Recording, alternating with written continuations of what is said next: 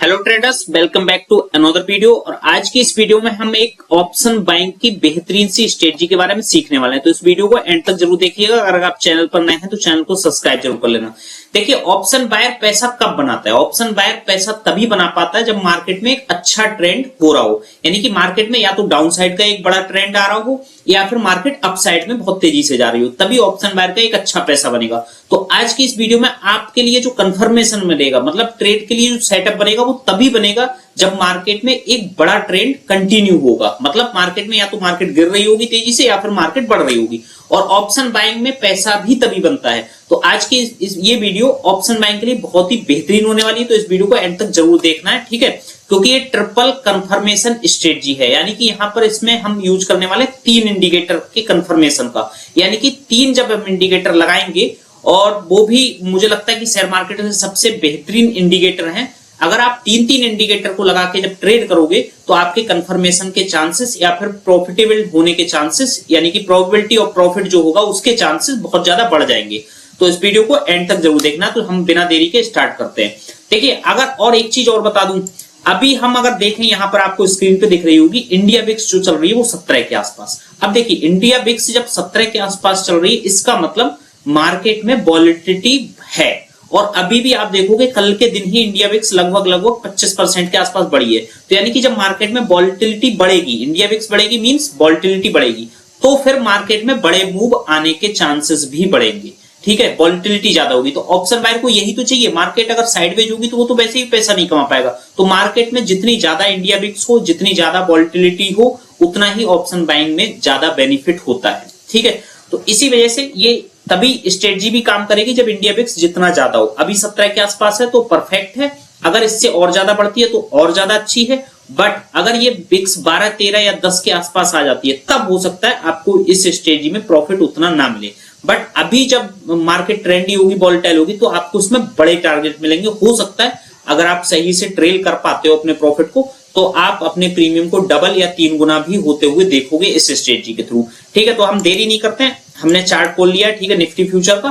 तो यहां पर मैं इसलिए समझा रहा हूं क्योंकि इंडिकेटर यहीं पर वो इम्प्लांट होकर आप देख पाओगे। बाकी आपको कॉल खरीदना है, पुट खरीदना है, वो इसके अकॉर्डिंग चीजें हो जाएंगी। तो देखिए, सबसे पहले करना क्या है। अब आप देखिए, कल के दिन अगर हम मार्केट में देखें 2 मार्च को, तो मार्केट जो यूएस और ईरान की जो न्यूज थी उस वजह से मार्केट बहुत तेजी से डाउन साइड में गिरी थी। अब देखिए, यहां पर अब तो ये चार्ट बन गया तो कोई भी बता देगा कि भाई मार्केट में प्राइस एक्शन नेगेटिव था, मार्केट को गिरना था। बट जब मार्केट ओपन हुई थी गैप डाउन, तब किसको पता था कि मार्केट गिरेगी या दोबारा से रिवर्स होगी, क्या होगा?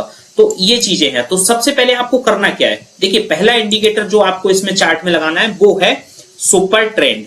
क्योंकि आपको पता है सुपर ट्रेंड जो होता है इंडिकेटर, वो आपको ट्रेंड बताता है कि मार्केट में क्या ट्रेंड चल रहा है, या मतलब क्या ट्रेंड आगे पॉसिबल है। देखिए, ये जितने भी इंडिकेटर हमेशा प्राइस एक्शन के बेस पे ही काम करते हैं। मतलब जब कैंडल फॉर्म हो जाती है उसके बाद ही इंडिकेटर बनता है, तो वो चीज सही है। मगर कहीं ना कहीं सुपर ट्रेंड एक आपको ट्रेंड बताता है बड़े टाइम फ्रेम पे या छोटे टाइम फ्रेम पे, कि मार्केट किस तरफ जा सकती है या क्या ट्रेंड इस समय चल रहा है। तो मार्केट जब गैप डाउन खुली थी तो वहां से सुपर ट्रेंड ने पहले ही दिखा दिया था कि मार्केट भाई गिरने वाली है और ट्रेंड वीक है, यानी कि ट्रेंड निगेटिव है। तो पहला इंडिकेटर ये होगा। बस आपको सुपर ट्रेंड की सेटिंग को चेंज करना है, ठीक है? अगर आप यहां पर सेटिंग में जाओगे और इनपुट्स में आपको 10 की जगह या जो भी लिख के आ रहा हो उसको 20 कर लेना है और फैक्टर को 2 कर लेना है। अब इससे क्या होगा कि सुपर ट्रेंड थोड़ा सा क्लोज आ जाएगा प्राइस एक्शन के। तो आपके जब स्टॉप लॉस जाने होंगे ना, तो वो आपके छोटे स्टॉप लॉस रहेंगे, ठीक है? इस वजह से हमने सुपर ट्रेंड की सेटिंग चेंज कर ली। वो आप सिंपल सा कर सकते हो देख के, ठीक है? मैंने बता दिया। अब आपने सुपर ट्रेंड लगा दिया तो आप देखो कहीं ना कहीं जब मार्केट ओपन हुई तो एक बार को मार्केट ने कंफ्यूज किया कि मार्केट हो सकता है ऊपर जा सके। इस वजह से सुपर ट्रेंड ने यहाँ पर ग्रीन दिखाया। इसका मतलब इसको लग रहा था कि मार्केट यहां से हो सकता है ऊपर चल जाए। बट उसके बाद कहीं ना कहीं फिर से रेड हो गया और फिर उसके बाद जो ट्रेंड था वो कंटिन्यू हो गया, ठीक है? तो सिर्फ आपको सुपर ट्रेंड के बेस पे ट्रेड नहीं करना है। अभी 2 और इंडिकेटर बचे हुए हैं, वो भी मैं आपको दिखाऊंगा, ठीक है? सुपर ट्रेंड की सेटिंग बता दी मैंने, कैसे यूज करना है वो बता दिया। जब इसमें ये रेड सुपर ट्रेंड बन रहा हो, मतलब रेड बन रहा हो, तो वहां से आपको शॉर्ट साइड जाना है। अगर ग्रीन बन रहा है तो वहां से अप साइड के लिए जाना है, ठीक है? तो एक इंडिकेटर ये हो गया। अब हमें दूसरा इंडिकेटर जो यूज करना है वो करना है बी वेप। अब बी वेप से क्या होता है, वो वॉल्यूम वेटेड एवरेज प्राइस, यानी कि वो जो वॉल्यूम वेटेड मतलब वॉल्यूम के हिसाब से जो भी एवरेज प्राइस होता है वो दिखाता है कि इस इंडेक्स का या फिर इस चार्ट का प्राइस यहां होना चाहिए था, बट ये इसके नीचे है।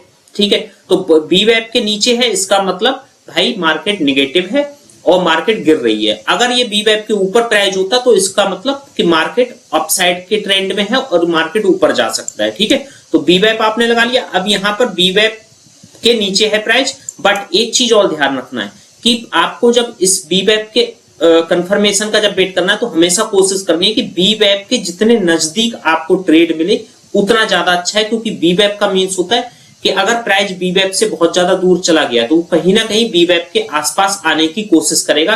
कैसे? अब आप देखिए यहां पर बीवेप के आसपास प्राइस था ये वाला, ठीक है, उसके बाद यहां से गिरा और लास्ट में देखिए बीवेप और इसकी चार्ट की दूरी काफी हो गई, मतलब प्राइस की दूरी और बीवेप की दूरी काफी हो गई, तो कहीं ना कहीं यहां पर एक बाउंस बैक आया और बीवेप के आसपास ही प्राइस क्लोज हुआ है। तो ये चीज ध्यान रखना, अगर ये दूरी बढ़ रही है तो फिर हो सकता है कि बीवेप के आसपास फिर से प्राइस आने की कोशिश करे। ठीक है, तो हमेशा एंट्री इस लेवल पे लेनी है ताकि बीवेप के पास से आपका स्टॉप लॉस छोटा बने। तो दूसरा इंडिकेटर ये होगा, इसमें कोई सेटिंग नहीं लगानी है, जो भी है सेटिंग ऑलरेडी वो इसमें ऐसे आ जाएगी। ठीक है, तीसरा जो इंडिकेटर यूज करना है आपको वो यूज करना है MACD। ठीक है, MACD जिसका आप लोगों को पता होगा, बहुत सारे लोग यूज करते हैं MACD। अब MACD से क्या करना है, देखिए MACD में बहुत सारी चीज होती है, डिटेल में आपको समझना हो तो ये भी एक पर्टिकुलर खुद में एक बहुत बड़ी स्ट्रेटजी है MACD का यूज कैसे किया जाता है, बट मैं आपको सिंपल सा शब्दों में बता दूं।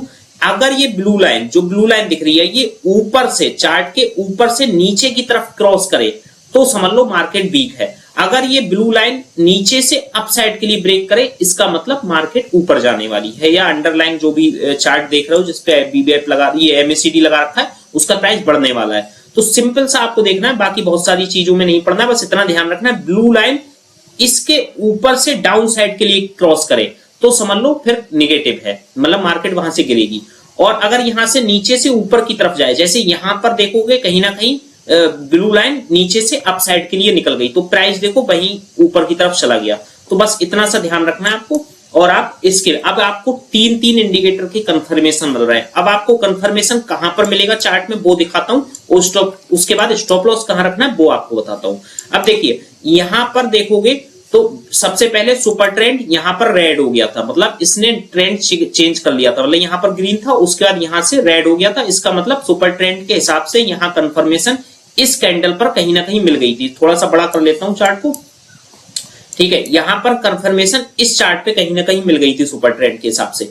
अब दूसरा क्या आपका इंडिकेटर था, दूसरा था बीवेप। ठीक है, बीवेप में भी बीवेप के नीचे प्राइस था बट बहुत ज्यादा दूरी नहीं थी, यानी कि स्टॉप लॉस अगर इसके ऊपर का भी रखते तो स्टॉप लॉस बहुत ज्यादा बड़ा नहीं था।